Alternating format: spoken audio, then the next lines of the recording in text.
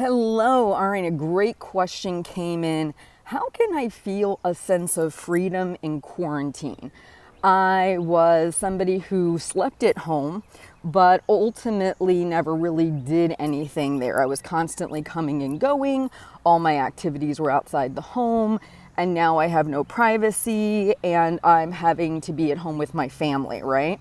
So the very first thing I would encourage people to do is to set up some boundaries. So whether you're still maybe a college student living with your parents, whether you are in a bigger family like I am with 5 people, and you're all kind of quarantined in the house together, number one would be to try, if at all possible, to maybe take a room in the house and say, okay, this is my time to be in here by myself.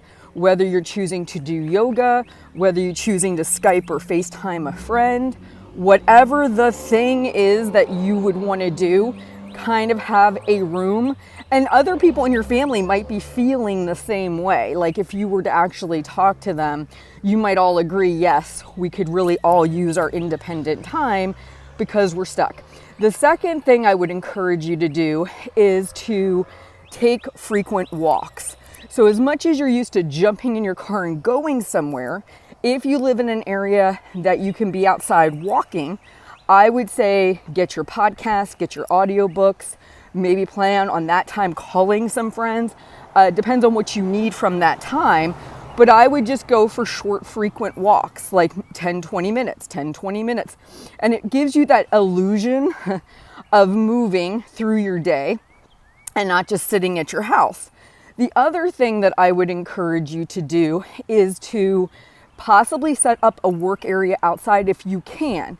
So it depends on where you live and your climate. I understand all that. But a lot of times if your family, again, is all in the house, one thing that works really well for me is going outside of my house, and I have a table outside, and just closing the glass door and listening to the birds and the wind chimes versus being inside. So those are kind of the things. 1, set boundaries. 2, leave your home, go for walks or bike rides as much as you can, while respecting the idea of the social distancing. Another thing, and requesting if there is a room that could be used for almost like meetings, if you will, or a bedroom or a room that nobody really, lives in or uses. Could we put time blocks on when different members of the family get to use this room to either chat with girlfriends, boyfriends, or to contact friends, to give a sense of privacy, right? And then the other thing I want to encourage you to do is really work on your mindset around this. So in the sense of, there may be another time in your life when you have kids, when things happen where you feel a sense of being kind of out of control of what you can do, right? You lose that seeming control of being able to go do what you want when you want. Honestly, having kids for me was that moment, because I realized how much effort it took to put 2 car seats in, all of the stuff that goes with it. So it really limited me on being able to jump in and out of the car.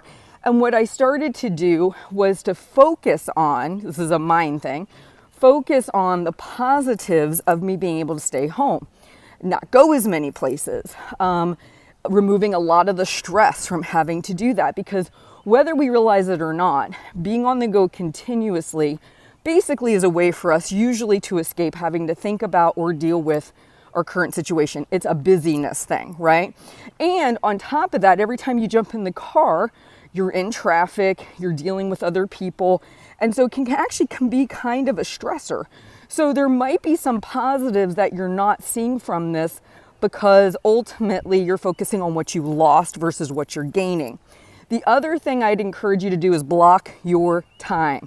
I've been saying this for the last 3 weeks. Please hear me on this. You must create a new schedule. This is not ending this week. It's probably not going to be ending for another month.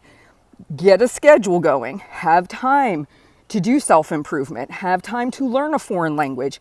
Have time to go for your walks. Have time to eat your meals. That sense of busyness was structure, even if it wasn't something you put on your calendar. You knew my classes ended, my workday ended, I jump in the car, I go here, I go there. It's that sense of motion, right? And we all need that. We need to have these kind of structured sense of progression through the day. The problem is when you're stuck at home all day and there's nowhere to go, ultimately you've got to create that for yourself. And that can be very difficult. Another thing I'd encourage you to do, one of my clients just told me about this. She actually did a virtual dinner date with some of her female friends that she can't see right now. It's like her and her husband together. And so she got her friends on Skype. They all sat down, ate their dinner at their homes, but they had a great conversation. So I'd encourage you to connect as much as you can socially while not leaving the house. I hope that helps if you're feeling a little trapped, but I think that ultimately if you take some of those nuggets, you're going to feel so much better. I'll talk to you soon.